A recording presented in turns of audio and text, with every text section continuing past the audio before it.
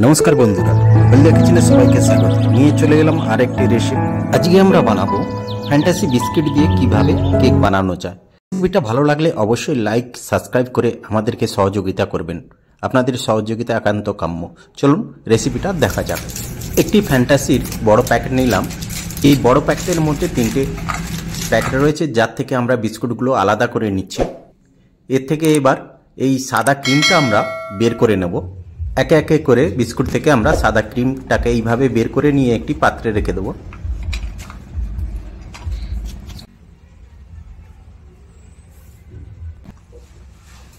Biscuit থেকে cream আলাদা করে নেওয়ার পর বিস্কুটগুলো গুঁড়ো করার জন্য অর্ধেক করে ভেঙে গ্রাইন্ডারে দিয়ে দিচ্ছি। এর সাথে 3 চামচ চিনি দিয়ে দিচ্ছি।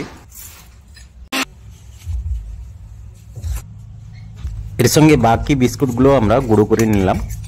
এবার পরিমাণ মতন দুধ দিয়ে এটাকে আমরা একটা পেস্ট বানাবো। এখানে একসঙ্গে আমরা দুধটা ব্যবহার করব না, অল্প অল্প মাত্রায় দুধ দিয়ে একটা ঘন পেস্ট তৈরি করব।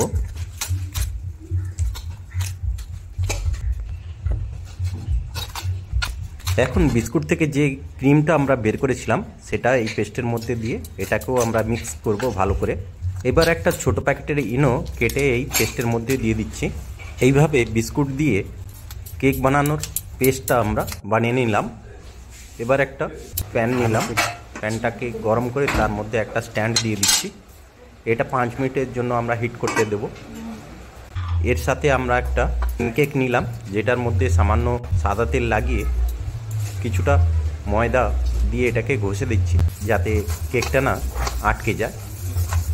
এবার যে পেস্টটা আমরা বানিয়েছিলাম সেই পেস্টটা এই প্যানের মধ্যে দিয়ে দিচ্ছি। পুরো পেস্টটা এর মধ্যে দেওয়ার পরে এটাকে আমরা ঝাঁকিয়ে নিচ্ছি কারণ এর মধ্যে কোনো যেন বাবলস না থাকে। প্যানটা ভালোভাবে গরম করে নেওয়ার পর এবার কেক বানানোর টিনটা এর মধ্যে আমরা বসিয়ে দিচ্ছি। এবার ঢাকনা দিয়ে লো মিডিয়াম ফ্লেমে আমরা এটাকে 30 থেকে 40 মিনিট রাখবো যাতে কেকটা ভালোভাবে তৈরি হয়ে যায়।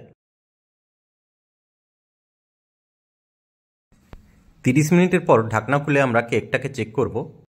এখানে একটা স্টিক আমরা ব্যবহার করছি। স্টিকটা কেকের মধ্যে দিয়ে আমরা দেখব স্টিকের মাথায় ক্রিম লেগে যাচ্ছে কিনা। যদি লেগে থাকে তাহলে বুঝতে পারবেন যে কেকটা হতে আরেকটু সময় লাগবে। এখানে কিন্তু আমাদের কেকটা পারফেক্টভাবে তৈরি হয়ে গেছে। এবার একটা ছুরির মাধ্যমে কেকটার চারদিকে ঘুরিয়ে কেকটাকে আমরা তুলে নিচ্ছি একটা প্লেটে। এইভাবে আমরা খুব সহজেই বাড়িতে বানিয়ে নিতে পারবো ফ্যান্টাসি কেক, যেটা খেতে খুব সুস্বাদু হয়। আপনারা অবশ্যই বাড়িতে তৈরি করে দেখুন।